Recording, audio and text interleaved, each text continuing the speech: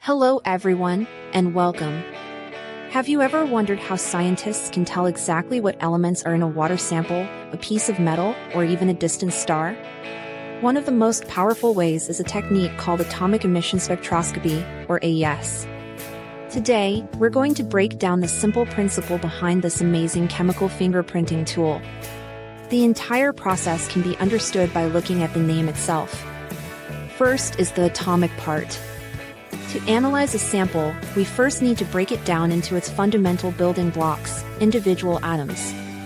We do this by introducing the sample to an extremely high-energy source, like a plasma torch, which can be hotter than the surface of the sun. This intense heat vaporizes the sample and creates a cloud of free-floating, individual atoms. Next comes the emission part, which is where the magic happens. Inside each of these super-hot atoms, the electrons get a massive boost of energy. Normally, electrons are happy in their low-energy home, called the ground state. But this added energy excites them, forcing them to jump up to higher, unstable energy levels. However, they can't stay in this excited state for long. They naturally want to return to their stable ground state. To do this, they must release the extra energy they absorbed. They release this energy in the form of a tiny particle of light, called a photon. This release of light is the emission. Finally, we have spectroscopy, which is the study of light. Here is the crucial point: the color, or wavelength, of the light that each atom emits is unique to that specific element. This is because every element has its own unique arrangement of electron energy levels.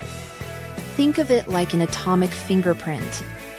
Sodium atoms always emit a characteristic bright yellow-orange light, while copper emits a blue-green light. No two elements have the same exact emission pattern. We collect all the light coming from our hot atoms and pass it through a device called a spectrometer. This acts like a high-tech prism, separating the light into its individual colors and creating a spectrum of bright lines. By looking at the precise position of these lines, we can identify exactly which elements are present in our original sample. The intensity of the lines can even tell us how much of each element there is. So, in short, we energize atoms, they glow with their own unique colors, and we read those colors to see what the sample is made of. And that's the fundamental principle of atomic emission spectroscopy. Thank you so much for watching. If you found this explanation helpful, please consider liking the video and subscribing to the channel. Your support helps us create more content just like this. See you in the next video.